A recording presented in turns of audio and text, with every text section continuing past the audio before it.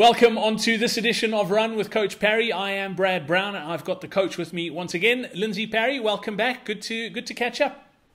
Yeah, always great, and it's always good seeing your face on the other side of my computer. Brilliant. Lindsay, before we get into today's question, just a heads up, if you have a question and you'd like to get it answered here on this platform, all you need to do is head over to coachparry.com/Facebook, and that'll take you to our Facebook group where you can pose a question there, and you can also pop it in the comments below this session as well. Question in today from Belinda.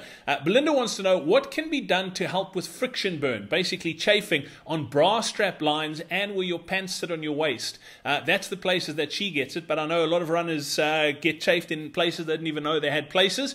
Could it be that the garment is too tight or too loose, or is it just a case of having sensitive skin? Are there any other products other than Vaseline that she can use to stop this chafing, because she's finding that Vaseline is just not helping anymore? What's the deal with chafe, and what's the best way to sort of firstly avoid it, and secondly to manage it as best as you can?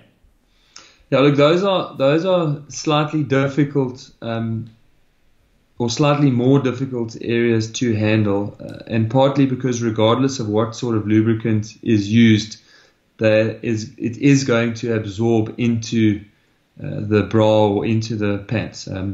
But Vaseline is still the best product of what is available, because the other products will absorb even quicker. So certainly with the bra, plasters or that like sticky bandage, elastoplast type of bandage, that works quite well to stick on the back.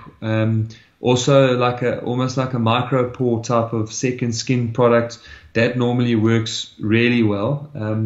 But for the bra in particular, there really isn't a one size fits all bra. I mean, I think women know that way better than I'll ever understand. But also just different body types around your back. We all fit differently. And so a bra is quite a unique thing, and it sometimes takes a really long time to find a bra that doesn't chafe. You know, I get quite a few of these type of questions. My wife is a runner, and I often see people jumping on and going, oh no, this is the best bra ever. And it is the best bra ever for the person making a recommendation. But it is something, and look, particularly for long distance racing, I know bras are expensive, but it's definitely worth experimenting. Unfortunately, chafing can be caused from too loose and too tight, but there will be worse. So if it's a bit tight, the chafing then will be on where the clips are, where some of the straps are. Whereas if the bra is too loose, then you can get quite a lot of chafing, even either between the breasts and the skin, or between the breasts and the bra, which is far more uncomfortable. And so I would err a little bit on the slightly too tight side when it comes specifically to the bras. On the pants, look, I would try different, again, I would look for different brands, different types. So if you're wearing tights, then I would perhaps look at shorts. If the shorts are causing it, I would perhaps go with tights. But I would definitely try different types of products. Again, depending exactly where it's chafing on the pants, the plaster may come in handy. But for your normal chafing, and I get these always presents an opportunity for people with the normal chafing between the arms, between the legs, between the butt cheeks, Vaseline. There isn't a better product to use than Vaseline. On the nipples, for the males in particular, plasters are probably the best.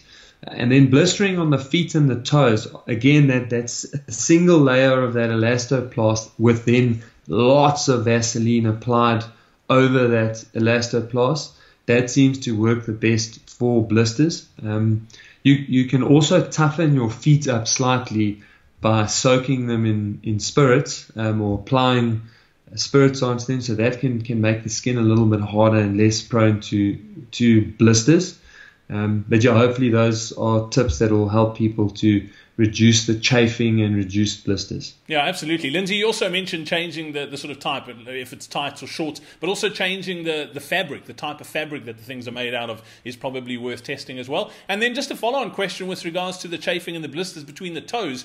I've seen it quite often, those sort of finger or the individual toe socks. Would those make a difference, or is it a case, again, see if it works, if it doesn't, go back to what was working slightly better than that?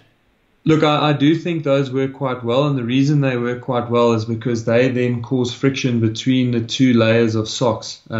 You also get double-layered socks. They're more common internationally than in our home country, but they have two very thin layers of sock. And again, the idea there is to have the friction taking place between the two layers of the sock rather than between your foot and the shoe, or between your two toes. So those 5-finger socks definitely work. If you suffer from blisters, I would try them for sure.